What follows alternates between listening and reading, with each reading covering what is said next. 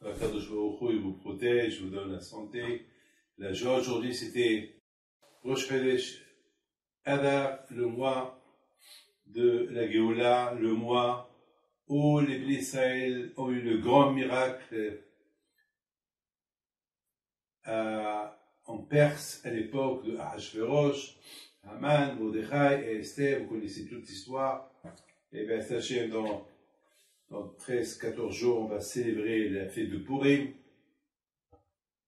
Pardon, ce mois-là, on a 2 Hadar. Donc, si Dieu veut, dans un mois et demi, si Dieu veut. Donc, mais quand même, le mois de Hadar, on est privilégié que nous avons cette année 2 mois. Et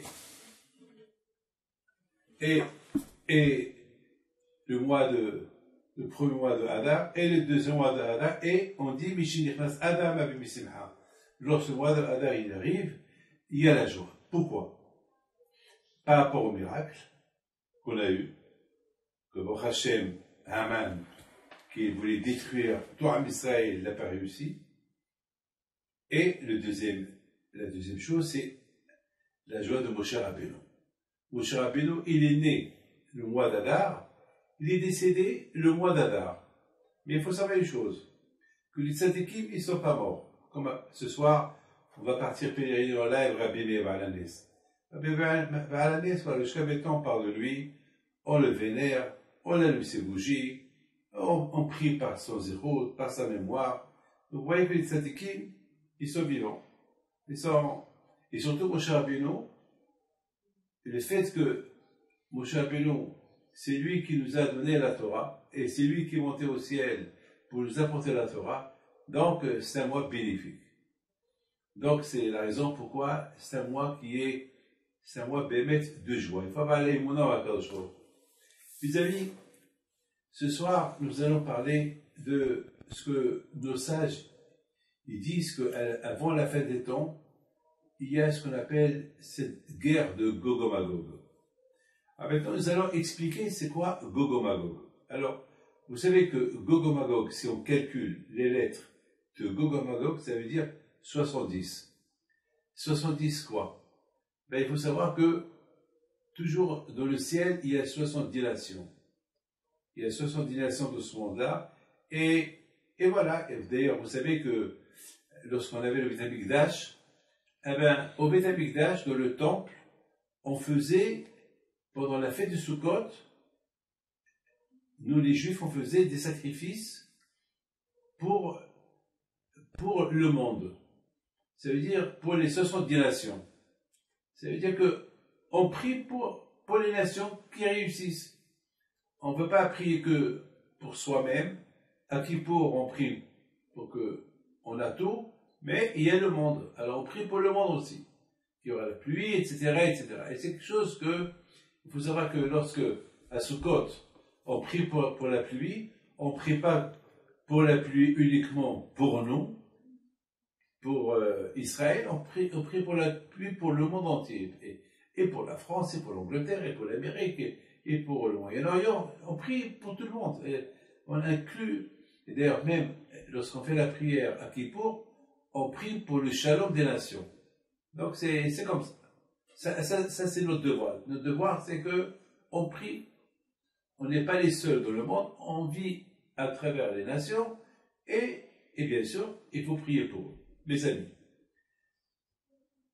Nos sages ils disent que avant la fin des temps, on ne sait pas c'est quand la fin des temps, avec tout ce qui se passe aujourd'hui, on ne peut que dire, vous savez, la chasse à l'arme nucléaire dans le monde entier, chacun il veut avoir des armes nucléaires. Vous savez, aujourd'hui, il y a la guerre économique, il y a la guerre, des guerres civiles, il y a les guerres, partout presque il y a la guerre, au Moyen-Orient, en Afrique, aujourd'hui, voilà, aujourd'hui même en Europe. J'ai vu un journal cette semaine qui dit que l'Ukraine, elle craint beaucoup, ils disent que ils vont se faire attaquer par les Russes, et c'est toute l'Europe qui va être dedans. Et d'ailleurs, on est en train de voir que l'Europe, l'Europe d'un côté, l'Amérique, et la Russie de l'autre côté, peut-être la Chine est avec eux.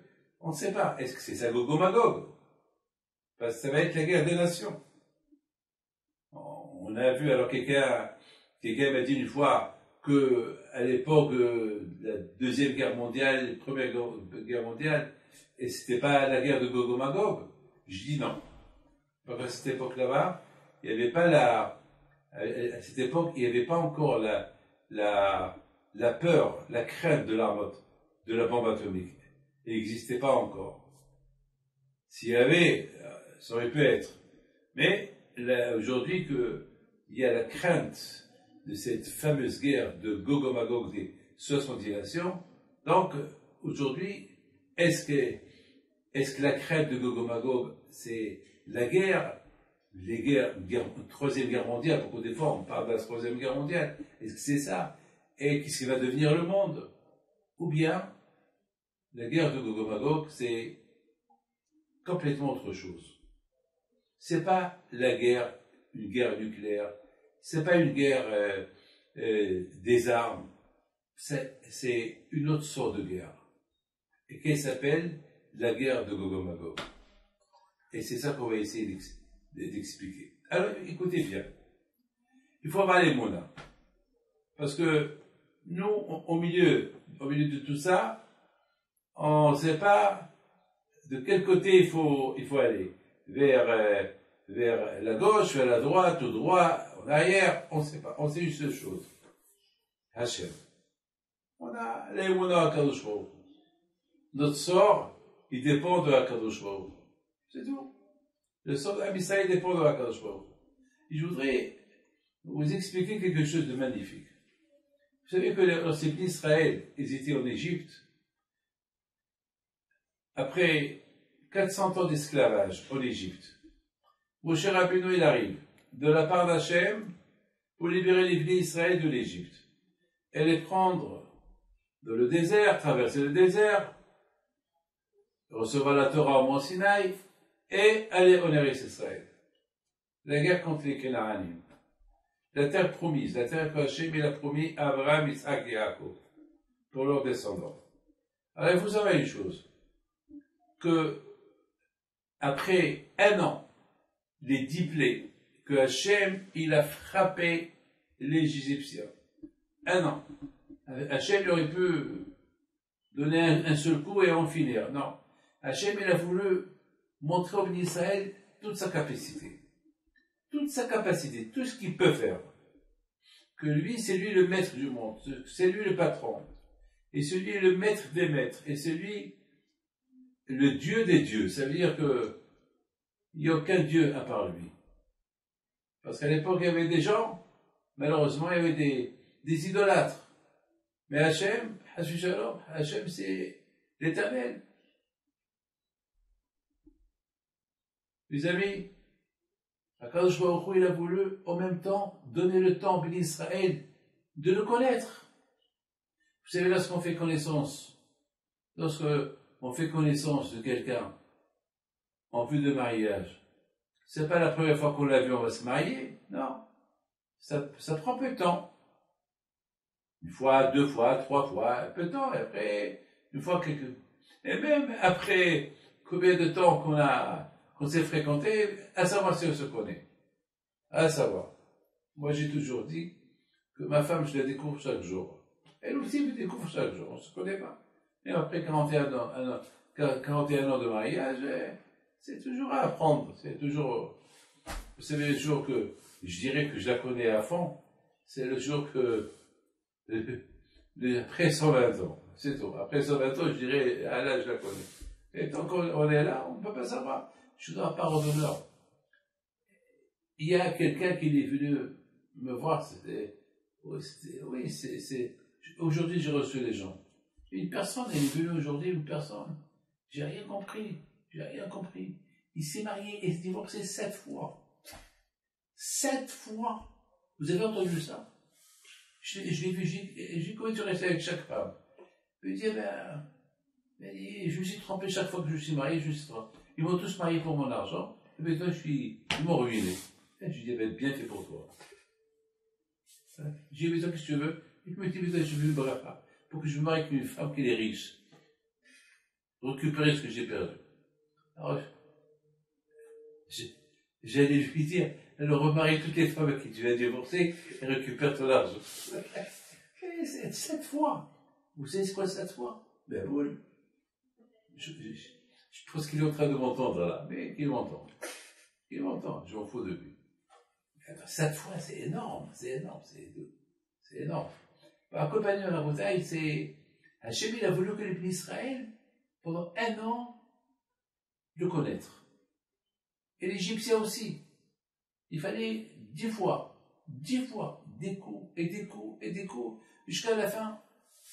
La dernière plaie, c'est tous les premiers-nés sont morts. Là, le pharaon, il s'est levé, il a dit au Israël, je vous en prie, allez, quittez-moi, je veux plus de vous, priez pour moi, faites des sacrifices. À l'époque, les Égyptiens ne mangeaient pas la viande. Alors, on leur a dit, allez, je ne crois pas dans les animaux, on les a considérés comme des dieux, prenez, sacrifiez-les, prenez tout ce que j'ai, allez. Très bien. On a cru que maintenant, Pharaon, il est knock-out. Là, ça y est, il a reçu une tannée, l'Égyptien. C'est écrit dans la Torah, Israël sont sortis, livre de l'Égypte, et soudainement, il s'est passé quelque chose. Hachem, il a endurci le cœur de Pharaon pour récupérer les Juifs. Mais attends, Pharaon, mais t'es fou? J'ai eu 2 questions. La première, comment Pharaon, avec tous les coups qu'il a reçus, il s'est pris la tête de courir derrière les Juifs au désert et les rapatrier en Égypte. Avec tout ce que tu as reçu comme coup, toute l'Égypte est détruite. Les autres côtés, j'ai pas compris, le bon Dieu. Quelle est la raison pourquoi, quand je vois au gros, il a voulu encore une fois taper Pharaon et le faire noyer? Pourquoi Hachem n'a pas fait ça en Égypte? Pourquoi Hachem n'a pas fait que le Nil, il sort de sa place, il va emporter toute l'Égypte, et c'est tout.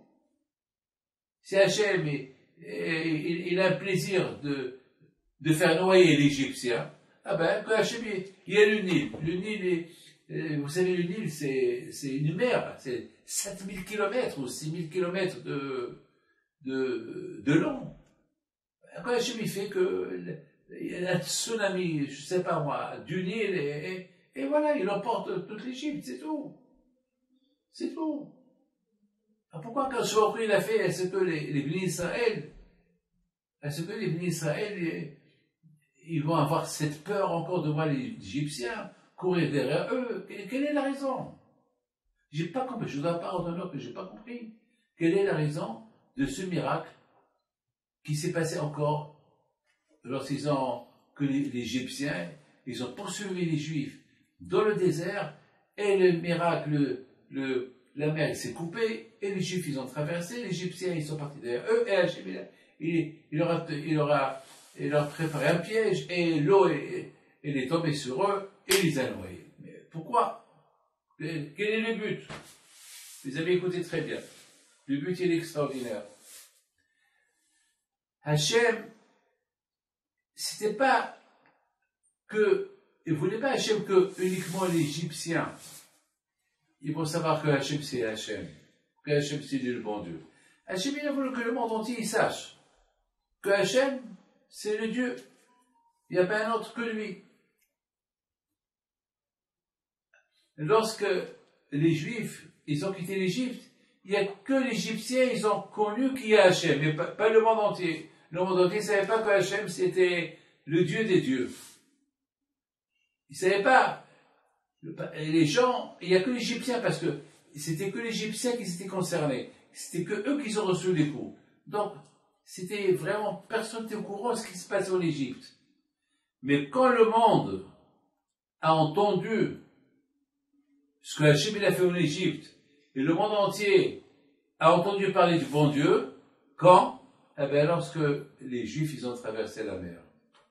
Lorsque Pharaon est venu, et la mer s'est coupée, c'est écrit, Shamon Amim et Gazon, dans le Azesh Moshe qu'on chante chaque jour, c'est écrit, le monde entier a entendu ce miracle-là. D'ailleurs, c'est écrit sur Yitro, que même Yitro, S'il trop entendu le miracle de la traversée de la mer, donc le monde entier, même Rahav, même dans la terre de Canaan, Rahav, c'était une femme de Jéricho, elle a dit qu'on a entendu ce qui s'est passé. C'est-à-dire que déjà, l'information de la sortie de l'Égypte et l'information de la traversée de la mer, elle est partie jusqu'à la terre de Canaan. Elle est partie de le monde entier.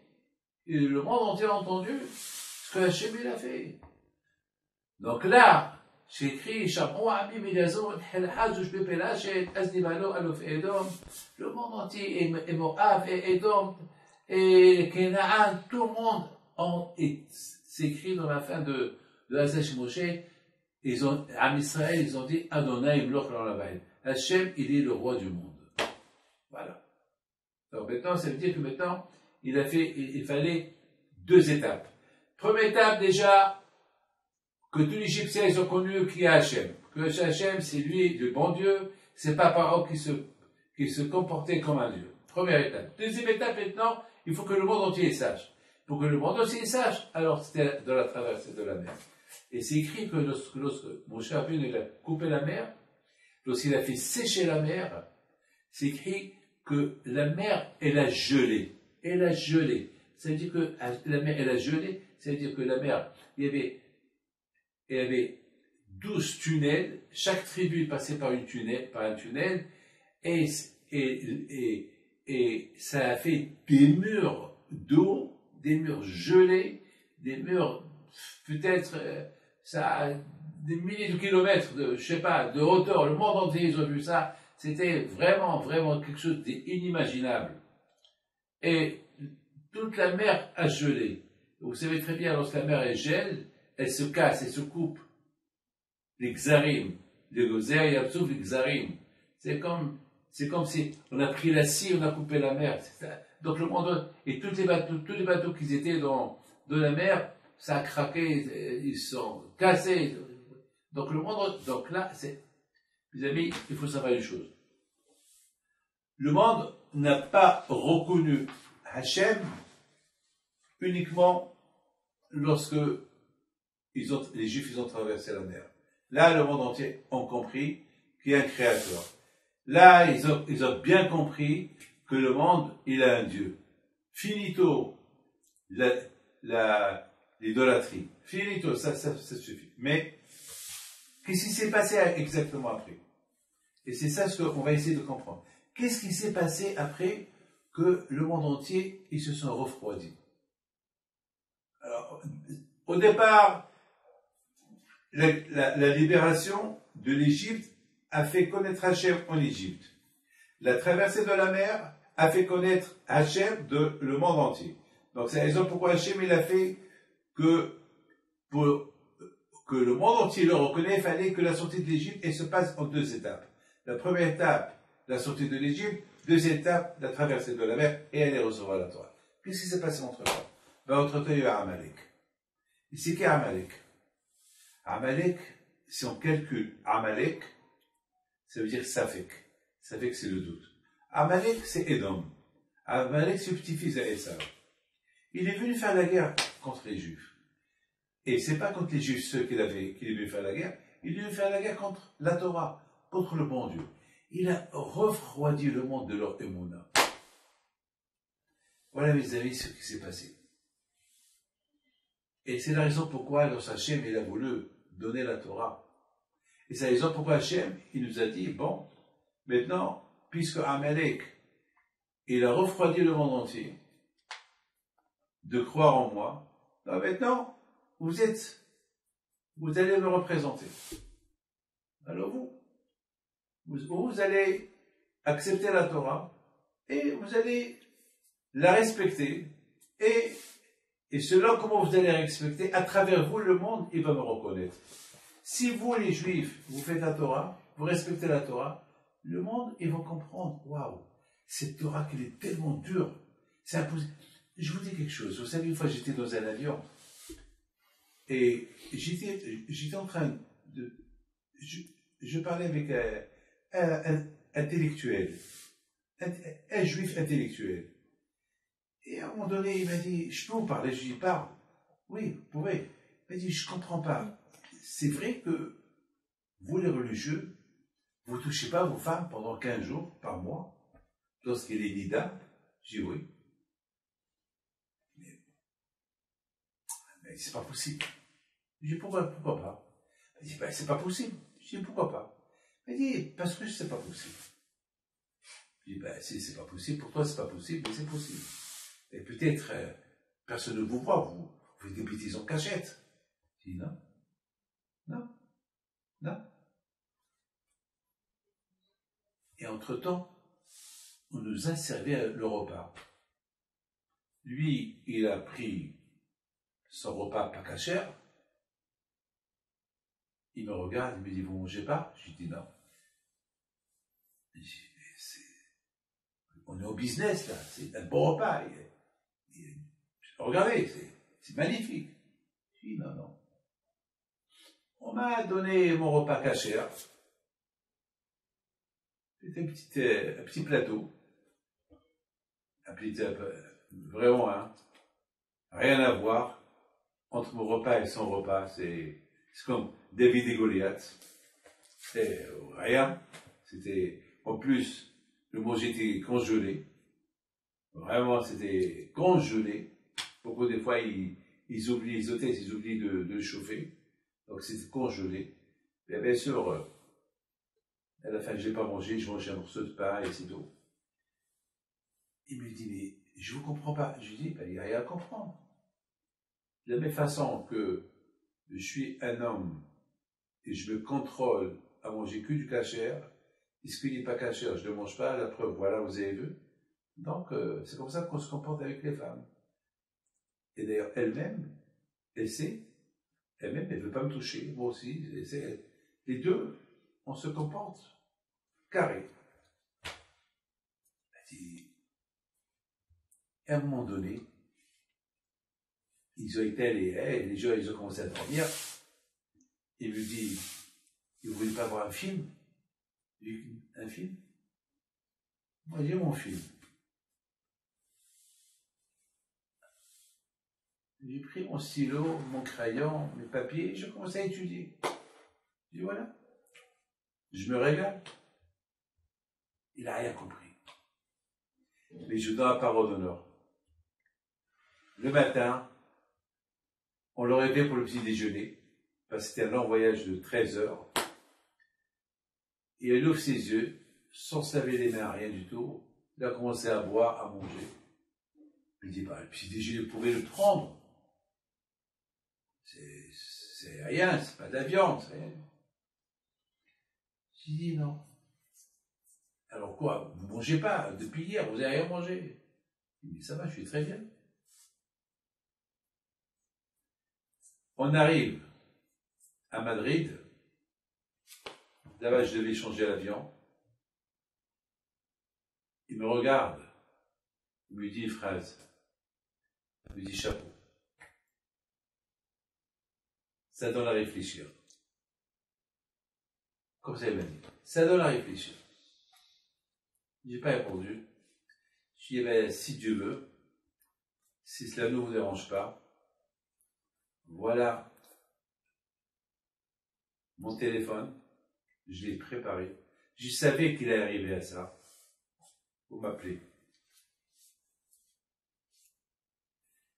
Les amis, 2 ans plus tard, je voyais un numéro que je ne savais pas, parce que moi aussi, lui aussi m'avait donné ce numéro, mais j'ai oublié entre-temps, et chaque fois, c'était pas masqué, il n'y avait pas de nom. Je savais pas, je crois que j'ai simplement écrit son téléphone sans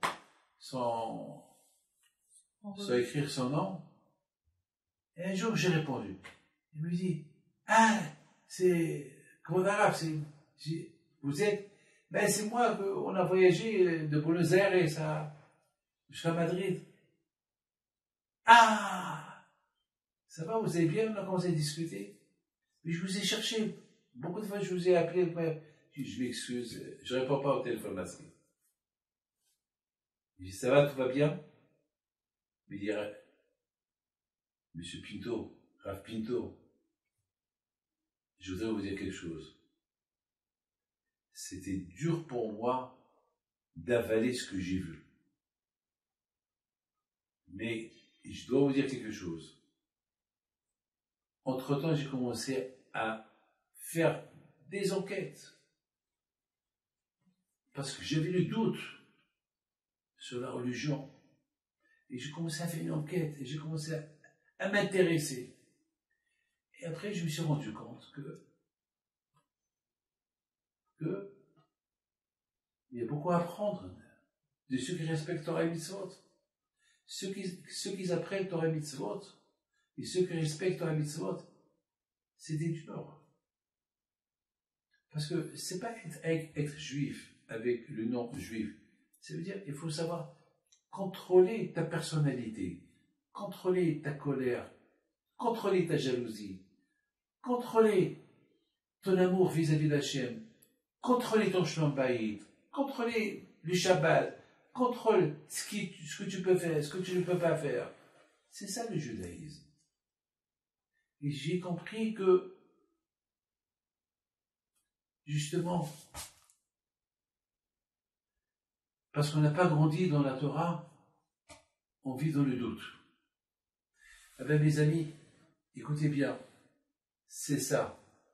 Vous savez, lorsque quelqu'un il soupçonne sa femme qu'elle le trompe, ou une femme qui soupçonne son mari qui la trompe, le soupçon, il donne pas la joie. Uniquement lorsqu'on est sûr et certain, c'est là qu'on est content. Alors, je suis certain qu'il n'y a pas eu de tromperie à Shalom. Lorsqu'il y a un doute, quelqu'un qui a des doutes, il ne vit pas. Il y a des gens qui deviennent fous à cause des doutes. Il y a du doute. Vous savez, une fois, il y a un couple qui sont venus chez moi parce que la femme, elle doutait que son mari la trompe. Et je connais bien cette femme sur sa déquête. Je ne dois pas redonner sur sa déquête. Mais, oui, il avait des doutes parce qu'elle était mignonne et s'habillait bien. Alors ça, elle a commencé à ne pas s'habiller bien, elle a commencé à ne pas se maquiller. Jusqu'à qu'un jour, je lui dis, mais pourquoi tu vas comme son mariage Je lui dis, écoute-moi, tu crois que les gens me regardent, tu doutes de moi, c'était pas une vie. Il me dit, Rabbi David, on va aller chez Rabbi David. Il est venu chez moi. Il dit, Rabbi David, voilà, j'ai un problème, je vis pas, je suis malheureux. J'ai tout, j'ai des enfants, j'ai une femme qui est super, et mes beaux-parents, ils sont gentils. Mais j'ai des doutes. Je vois que tout le monde regarde ma femme et je ne sais pas quoi faire. Je lui dis, moi, alors qu'est-ce que tu penses? Regarde bien ta femme. Tu penses qu'elle est capable de faire quelque chose, cette femme? Elle dit non. Alors pourquoi tu doutes? Ben je ne sais pas. Je suis malheureux. Il a fallu que je prends un stylo à encre, je prends un stylo à papier et je lui ai dit, je te promets que votre femme, elle ne vous trompe pas. Psychologique. Le doute, c'est grave. Il y a le doute qui vient par folie. Il y a le doute qui vient... Vous savez, contrôler la jalousie, vous croyez que c'est facile? C'est une souffrance. Celui qui est jaloux, il est souffrant. Comme quelqu'un qui me dit, Rabbi David, pourquoi j'ai pas réussi à acheter cette maison et tel été il l'a acheté? Pourquoi? Je dis, alors tu souffres? Il m'a dit, je souffre. C'est ça. Hachamim me dit, est-ce que il n'y a que celui qui a l'émona en Dieu, il ne souffre pas. Parce que celui qui a l'émona en Kadosh Baruch Hu, il ne peut pas être jaloux. Parce que, il va dire, ben, c'est Hachem qui a voulu qu'il achète. Si quelqu'un devient riche et gagne de l'auto, on ne peut pas être jaloux. Pourquoi pas c'est Hachem qui a voulu qu'il gagne? Vous savez, ceux qui croient en Kadosh Baruch Hu, ben, finalement, il ne va jamais souffrir. Parce que chaque fois, il va dire, ben, c'est Hachem qui a voulu, ben, c'est Hachem qui a voulu, ben, c'est Hachem qui a voulu. Donc, ça passe. Mais lorsqu'il y a moins d'émouna à Kadosh Baruch Hu, lorsque quelqu'un, plus de kavod. Lorsque quelqu'un, on lui fait kavod, on lui donne des éloges. Pourquoi à lui, pourquoi pas à moi? Ça veut dire quoi? Pourquoi lui?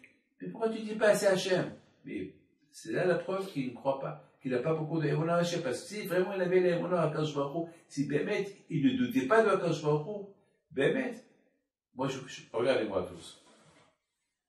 Là, je peux vous dire quelque chose, voilà, devant vous. C'est dur pour moi d'être jaloux de quelqu'un. Le contraire. Le contraire. Je vais essayer même de l'agrandir un peu plus. Même encore plus. Pourquoi? C'est Hachem qui a voulu. C'est Hachem qui a voulu que lui gagne au gros lot. C'est Hachem qui a voulu qu'il ait cette maison. C'est Hachem, tout vient d'Hachem. C'est Hachem qui a voulu que lui, il aura le kavod. C'est Hachem. Une fois, j'ai tellement couru dans un aéroport pour ne pas rater l'avion, et je donne la parole d'honneur, j'arrive, et voilà. On me dit, monsieur, tu peux pas rentrer parce que ça, ils ont fermé les portes. Et je vois un autre que lui, on l'a vu, il m'a dit, tu peux rentrer. Pourquoi lui, pas moi? Elle m'a pas répondu. J'aurais pu faire un scandale. J'ai dit, bon, c'est Hachem qui a voulu. Qu'est-ce que j'entends plus tard? J'entends, le monsieur qui est parti le premier, il a glissé. Parce qu'il a couru, il a glissé. Parce qu'il y avait de l'eau, je sais pas quoi, il a glissé. Alors il se peut... Alors je dis merci. Alors, le fait qu'il a glissé, ça fait du bruit, l'avion n'est pas parti, donc ils ont ouvert les portes. Alors on m'a dit, alors rentre toi aussi. Alors finalement, je ne suis pas énervé. Et bon, après, je suis rentré, et l'autre, le pauvre, l'autre, ben, il s'est cassé le pied. Donc il n'est pas rentré. Donc finalement, c'est moi qui ai rentré. Alors, j'ai gagné. Lorsque tu as les monas, bon Dieu, tu gagnes dans l'affaire. Maintenant, Akadosh Baruch Hu, il avait un programme. Le programme d'Hachem, lorsque les Juifs ils ont quitté l'Égypte, c'était quoi? Le programme, c'était un programme extraordinaire. Déjà, que les Égyptiens, ils vont me reconnaître, c'est moi le bon Dieu. Ça c'est option number one, l'option numéro 1. Et l'option numéro 2, maintenant, le reste du monde ne me connaisse pas. Alors, pour que le reste du monde, ils vont entendre parler de moi, ils vont me reconnaître, et ce que j'ai fait aussi en Égypte, alors je vais couper la mer pour les bénis Israël, là le monde entier il va me reconnaître. Et après, ça sera la finale. Ça y est, ça sera le royaume divin. Mais malheureusement, il s'est passé quelque chose, comme je vous ai dit tout à l'heure, Amalek, le doute. Amalek, il est venu, il a refroidi le monde entier. Et c'est ça vis-à-vis ce qui s'est passé, malheureusement. Donc, Akadosh Baruch Hu, il a dit au peuple d'Israël, voilà. Si vous voulez que mon nom soit connu dans le monde entier, alors soyez des exemplaires, qu'on apprend de vous. Que vous êtes des gens, je sais que je répète ce que j'ai dit tout à l'heure, mais c'est important pour moi de répéter pour que ça rentre. C'est très important. C'est dans la Torah, on doit répéter pour que ça rentre dans la tête. Parce que beaucoup de fois, qu'est-ce qui se passe? Il se passe ce qui rentre de là et ça sort de là. Le plus important est ce qui rentre de là, ça reste dans la tête. Ça reste. Donc, Akadosh Baruch Hu, il nous a dit, bon, maintenant, qui a le doute? Amalek, il est venu, il a refroidi le monde entier. Maintenant, à vous, soyez des exemplaires. Montrez au monde entier les mitzvot que je donne, qui sont tellement durs à faire, et que vous les faites, Allah, ils vont dire, ça c'est la main d'Hachem. Regardez, vous réfléchissez un peu. Avec tous les programmes qu'on a traversés, les choix, le premier temple détruit, le deuxième temple détruit, les Juifs exilés de leur terre, et souffrir pendant 2000 ans, presque depuis depuis Matan Torah, et on souffre, et on souffre, et on souffre. Et Baruch Hashem, on est là encore. Am Israël Hay. Et Baruch Hashem, on est en France, on a nos écoles, on est là où on est, Baruch Hashem, on a nos écoles, on a notre manger kasher. Ici en Israël, c'est pas, ne croyez pas que c'est la vie facile en Israël. C'est pas facile, c'est dur, même d'être juif ici en Israël, c'est très dur. Et c'est aussi dur de vivre entre nous, entre juifs, c'est pas facile de vivre. Mais le plus important est, sois exemplaire. Sois exemplaire. Comment tu es exemplaire? Ne pas s'énerver. Hier, j'ai donné un grand cours de Torah hier à Yerushalayim. Et j'ai vu quelqu'un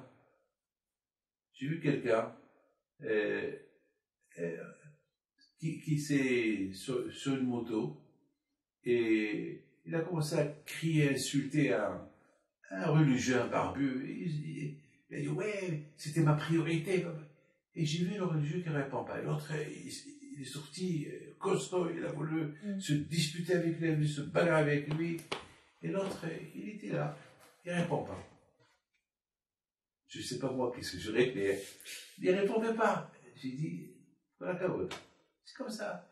À un moment donné, il le regarde, et il est parti. Voilà. C'est lui qui s'est énervé, toi tu t'es pas énervé. Les amis, Gog et Magog, aujourd'hui, on vit exactement l'époque de Mashiach. Et Mashiach ne peut pas venir, la semaine prochaine on va parler de Mashiach, si Dieu veut. Mashiach, il ne peut pas venir sans qu'on traverse ces deux étapes-là. Ces deux étapes-là qui sont la même, ce qui s'est passé, la délivrance de l'Am Israël de l'Égypte, ben c'est ce qui va se passer encore maintenant. Et ça va se faire en deux étapes. Mes amis, aujourd'hui, je ne pense pas que le monde est intéressé de détruire le monde. Je pense pas. Parce que c'est pas, je ne vois pas où est l'intérêt que l'Amérique va détruire la Russie va détruire l'Amérique, et la Chine, je sais pas, je ne vois pas tout ça. Je ne vois pas. Je ne crois pas parce que Hachem, il a juré que le monde jamais ne soit détruit. Ni par le déluge, ni par autre chose. Non. Le monde, il va continuer. Et par contre, c'est quoi la guerre de Gog et Magog? C'est quoi la guerre des nations?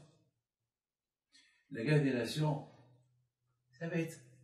Regardez aujourd'hui. Aujourd'hui, c'est la guerre économique.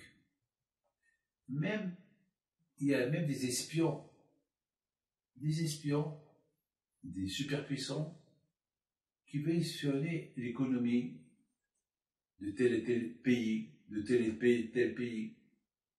Vous savez qu'aujourd'hui, j'ai lu cette semaine dans un journal que la Chine, elle a des fusées nucléaires qui tournent autour du monde. Et l'Amérique le sait. C'est nucléaire. Ça veut dire c'est de la folie. Mais vous croyez qu'elle va les utiliser? Elle n'a pas intérêt.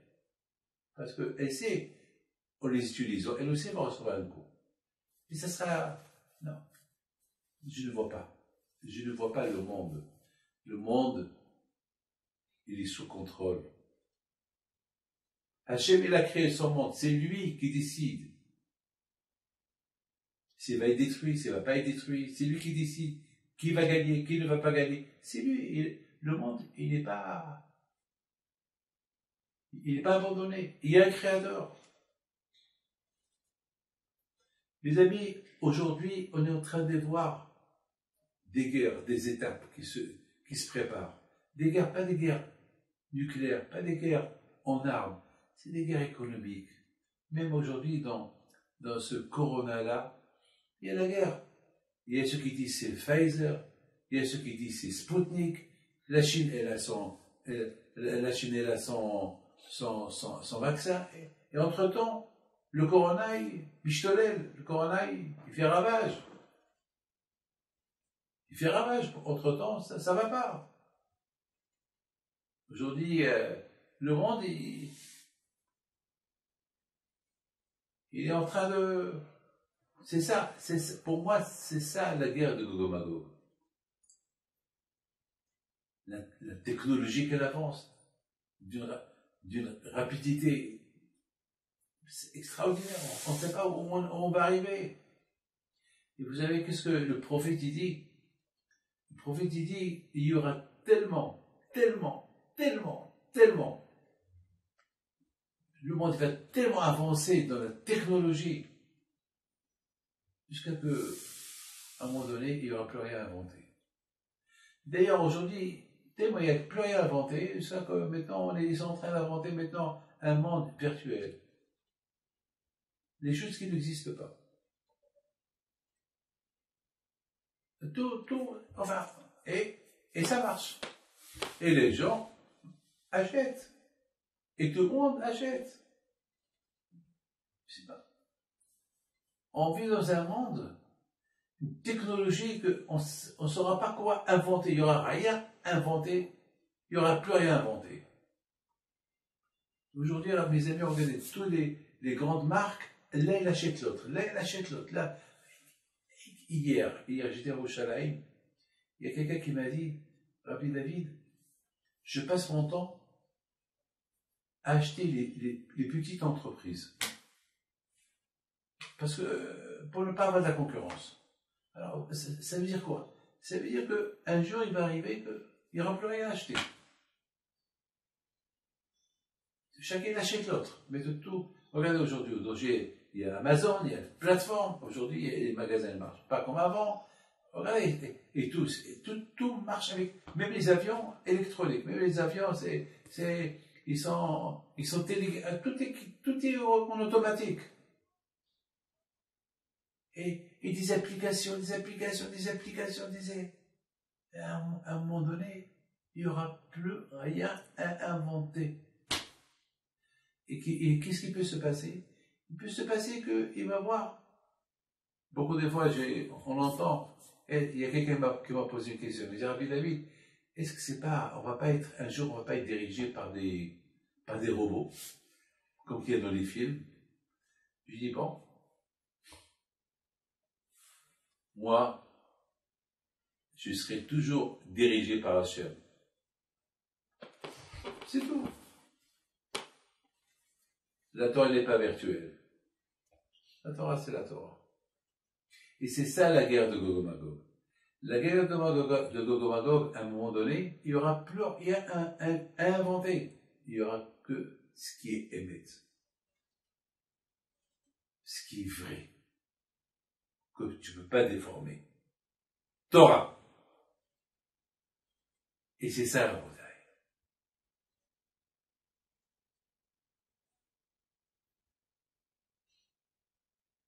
Vous savez, aujourd'hui, il y a dans les ordinateurs, et même dans les téléphones, il y a des iPhones, il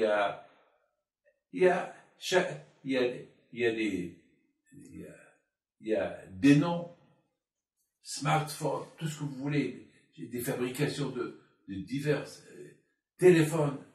Et à un moment donné, il va y avoir tellement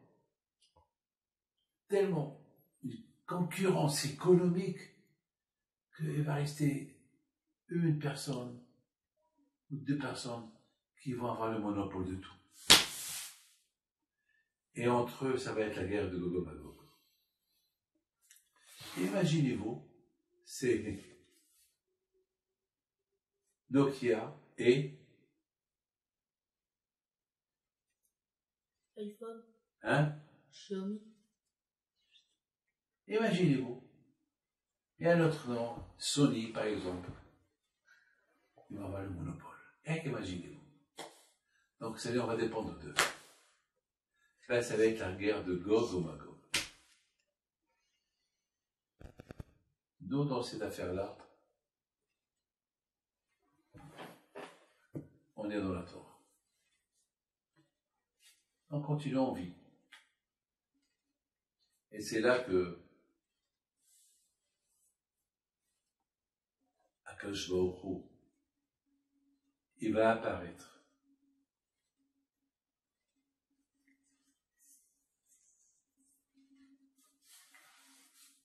Et on va appliquer sur nous. Ve'aya Adonai lemelech hakol haaretz, bayom hahu Adonai echad u'shmo echad. C'est ce qu'il dit le prophète. Il dit le prophète, avant la fin des temps, il va avoir tellement la chokma, la sagesse qui va agrandir dans le monde entier, jusqu'à que il va y avoir la guerre économique. Chacun il veut prendre le monopole de l'autre, chacun il va acheter l'autre, après ça va devenir, on va devenir comme des esclaves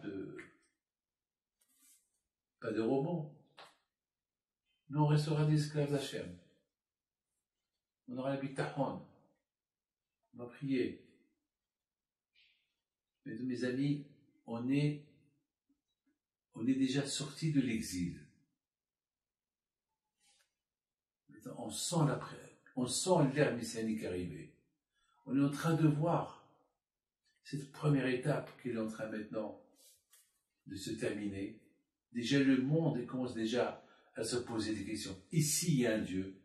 Il y a beaucoup des journaux, beaucoup des magazines mondiaux. Il y a le titre Ici il y a un Dieu. Déjà il commence déjà. Voilà déjà la première étape de la libération du monde. Mais maintenant, la deuxième étape, ça va être encore. Et peut-être on est rentré déjà dans la deuxième étape. Alors maintenant, qu'est-ce qui reste? Le doute.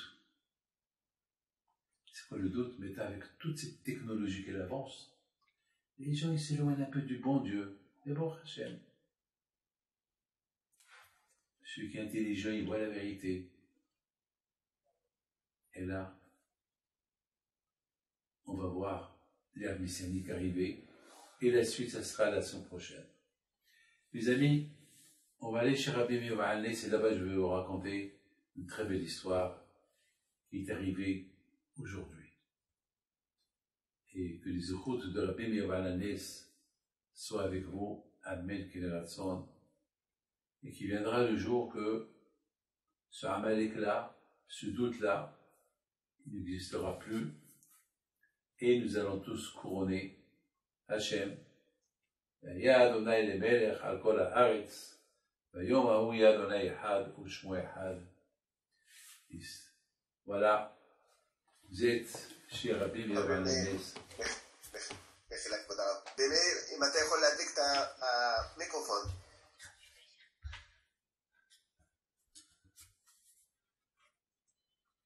Ah ben, c'est éteint lui-même.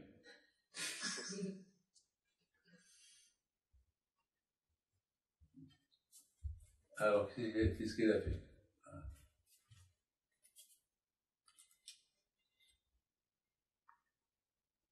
Voilà, on est en direct chez le tzaddik Rabbi Meir Baal Nes. Vous savez l'histoire qui est. Voilà, notre tzaddik, Alav Shalom. Alors, l'histoire que je voudrais vous raconter, c'est une histoire que j'ai écoutée aujourd'hui. לא יודע למה למיקרופון פה לא עובד, רואים פה עוד חשבת. למה זה בסדר, שומעים אתכם. שומעים? כן. אני סובב את התמונה? בסדר? בסדר גמור, תודה. Alors, dès qu'il avance, on va au Kéver. אתה יכול להתקדם קצת לקבר יותר? כן, כן. שנייה, זה שידור חי מצרפת, זה לא קשה. יש פה שידור. Voilà, vous êtes chez Rabbi Meir Baal Nes.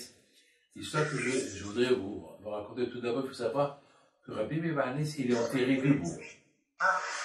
Ça, je ne sais pas si vous le savez ou vous ne le savez pas. Rabbi Meir Baal Nes, il est enterré debout. Et la raison pourquoi il est enterré debout, on ne sait pas. Mais on sait très bien une chose, que la Mashiach, il viendra en face là où il est enterré Rabbi Meir Baal Nes. En face où il est enterré Rabbi Meir Baal Nes, il y a, là comment ça s'appelle, il y a la Kinneret, le lac de Kinneret, et après il y a les c'est le Liban, la Syrie, la Jordanie, etc., etc.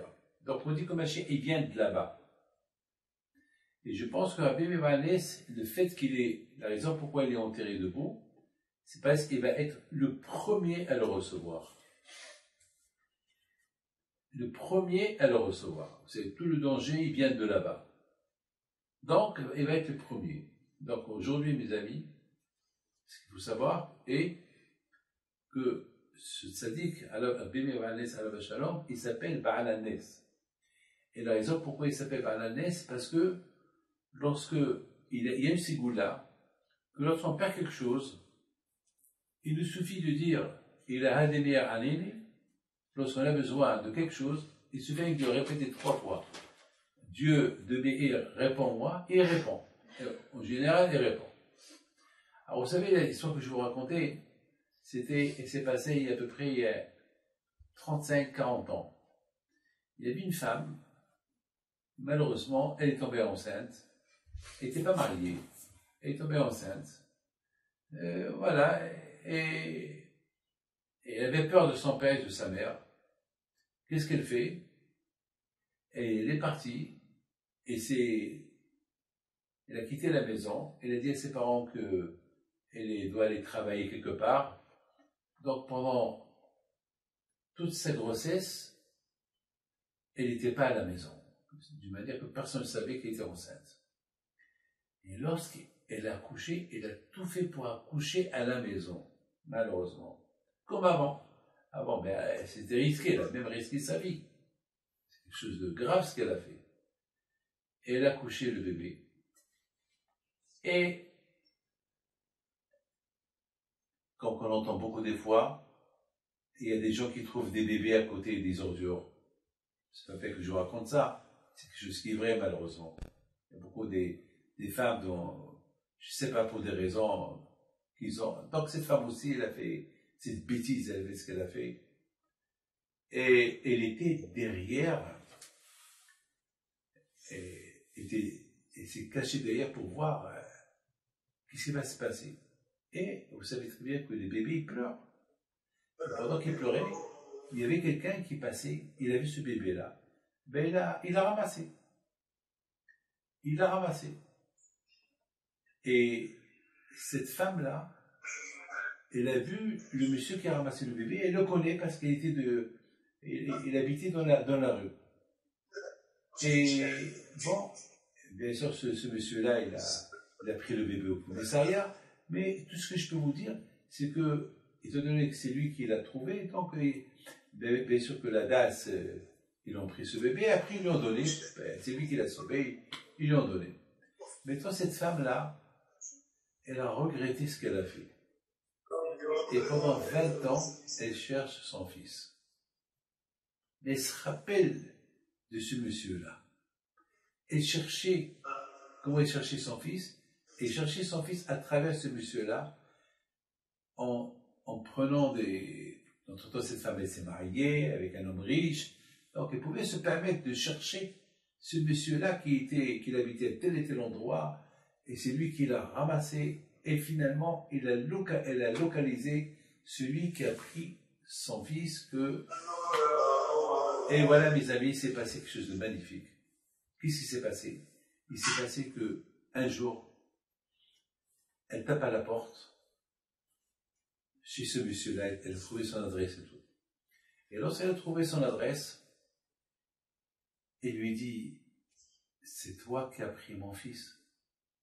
Il était choqué. Ton fils? Oui. Et elle raconte à ce monsieur toute l'histoire. Il dit, vous savez que votre fils aujourd'hui, il est âgé, il est marié, et tu vas le perturber. Et comment tu sais que c'est moi? Il dit, parce que je vous connais, et c'est moi qui l'ai jeté. Et j'ai prié par le mérite de Rabbi Meir que je vous trouve. Et voilà, je vous ai trouvé. Je ne veux pas vous le prendre, je veux simplement le voir. J'ai fait une bêtise, j'étais en dépression. On m'a soigné pour ma dépression. Et malheureusement, j'ai fait cette bêtise. et maintenant, je voudrais le voir. Il lui dit, bon, il faut que je prépare mon fils qui est ton fils. Et tout d'abord, qui me dit que c'est vous la mère? Eh bien, si vous voulez, on fait l'ADN, mon ADN à moi et son ADN, et vous allez voir. Et vous allez voir que ce que je vous dis, c'est vrai. Eh bien, c'est ce qu'ils ont fait. Quelque temps plus tard, ben, elle a vu son fils. Alors, voilà, elle a découvert son fils, et bien sûr, son fils, maintenant, il lui dit, j'ai deux mamans, et j'ai la maman originale, et j'ai la... Et ce qu'il faut savoir, une chose qui est extraordinaire, c'est que ce garçon-là, il m'a appelé, aujourd'hui, je suis fatigué aujourd'hui, et lui, ce garçon-là, il m'a achevé lorsqu'il m'a raconté cette histoire. Il habite aux États-Unis, et je lui dis, alors pourquoi, il m'a raconté l'histoire, il dit, mais Rabbi David, la raison pourquoi je vous appelle, c'est parce que je vous ai vu, il y a quelque temps, et en Amérique, et je voulais vous parler, j'ai pas osé vous parler, et tout ce que je voulais savoir maintenant, est-ce que je dois lui faire qu'à votre méthode? J'ai deux mamans. La maman qui m'a adopté, que j'ai donné tout mon amour. Et voilà maintenant, ma deuxième mère qu'elle vient, cette deuxième mère qui m'a jeté à la poubelle. Et elle a prié, par le zéro de Rabbi Mevalnes, voilà, elle a réussi à me trouver. Et c'est parti, je ne sais pas quoi faire. Voilà, je vous appelle pour vous dire quoi faire. Alors je dis, tu sais quoi mon fils? Tu prends l'avion, va chez Rabbi Mevalnes, et tu pries. Va cette semaine, et tu pries. Et lui, puisque c'est grâce à lui que tu as trouvé, ta mère t'a trouvé, et toi aussi tu as trouvé ta mère. Mais pour le moment, au niveau du respect, il faut respecter plus celle qui t'a hébergé, celle qui t'a adopté. Voilà. Voilà le zéro de Rabbi Mevalnes. Maintenant, on va écouter le chauffard de Rabbi Mevalnes à la Shalom. מאיר, אם אתה רוצה, אם אתה יכול להדליק להדליק ולעשות הנר. שופר? כן, בסדר. Ouais, maintenant il va allumer. כבוד רבי חנניה, מדרש שמזכה שנזכה לראות אותך אצלנו, במדרש של רבי חיים פינטו, בבית הכנסת שלנו. ואין מדליק נר זה לכבוד.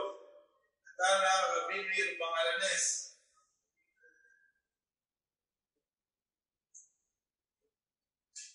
الهادم العليني الهادم العليني الهادم العليني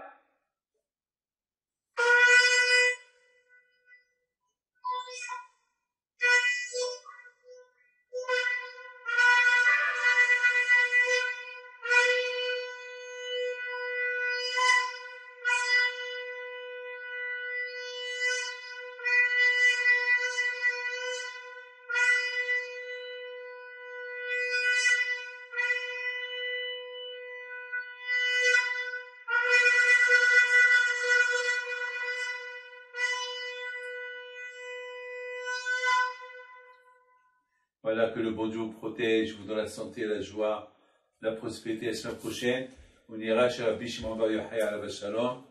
Et entre-temps, voilà, qu'on prie à Kadosh Baruch Hu pour la réfoua chez Lema. Alors tous ensemble, répétez 3 fois. Elaha de Me'er Aneni, Elaha de Me'er Aneni, Elaha de Me'er Aneni. Voilà, que par son mérite, à Kadosh Baruch Hu, il exauce votre vœu. La santé, la joie, la prospérité, longue vie génération, le Mazal, Be'ezat Hashem, et Be'ezat Hashem, qu'il n'y aura que des bonnes nouvelles générations. Alors, puisqu'on va être chez Rabbi Shimon Bar Yochai la semaine prochaine, alors pour ceux qui veulent nous envoyer leur nom, alors ces noms-là, ils iront sur la tombe du tzaddik, Rabbi Shimon Bar Yochai alav Shalom, le Zohar HaKadosh, qui était le maître de la Kabbale, et ces brachot-là pour les envoyer jusqu'à mercredi matin, pas plus. Comme ça, Be'ez Hashem, ils seront sur la tombe de Rabbi Shimon Bar Yochai et de Rabbi Elazar. Et après, on va les renvoyer à Essaouira sur la tombe du Tzaddik, Rabbi Haïm Pinto. Voilà. Que Hashem vous protège et Be'ezat Hashem, qu'on voit tous la guerre de Gog et Magog sans souffrance, sans qu'on souffre, pas de guerre, comme j'ai dit. Il n'y aura que la reconnaissance d'Hachem, comme quand Akadosh s'est fait connaître dans le monde entier. Et bien comme ça, Be'ez Hashem, il va se faire connaître. Be'ez Hashem, très bientôt, Be'ez Hashem. Bien sûr, maintenant, c'est le doute. Maintenant, on vit le doute. On a passé les deux étapes. La première étape et la deuxième étape. Aujourd'hui, grâce à Dieu, presque le monde entier croit en Dieu, aujourd'hui. Presque le monde entier. Il n'y a pas que les Juifs seuls qui croient en Dieu. Tout le monde croit en Dieu. Mais malheureusement, il y a ce qu'on appelle le doute. Le doute, il a cassé encore ce que vous savez très bien aujourd'hui, avec des milliards de personnes aujourd'hui dans le monde qui croient en Dieu. Il n'y a plus aujourd'hui de l'idolâtrie. Maintenant, les gens, ils croient. Il y a un peu de l'idolâtrie dans le monde, mais presque 80% de l'humanité croient qu'il y a un créateur. Ça suffit. C'est-à-dire que maintenant, on a passé les deux étapes de la connaissance d'Hachem. C'est pas que nous seuls qu'on croit en Hachem, tout le monde croit en Hachem. Maintenant, il y a ce qu'on appelle, malheureusement, Amalek qui est là. Exactement, on retourne à ce qu'il y avait à la sortie de l'Égypte. Amalek, c'est le doute. Alors maintenant, Be'ez Hashem, ce doute-là, pour réparer ce doute-là, c'est de se renforcer dans la Emouna en Dieu, se renforcer, et Be'ez Hashem, on verra tous, Be'ez Hashem, le royaume d'Hachem, régner sur le monde entier. Amen. Merci.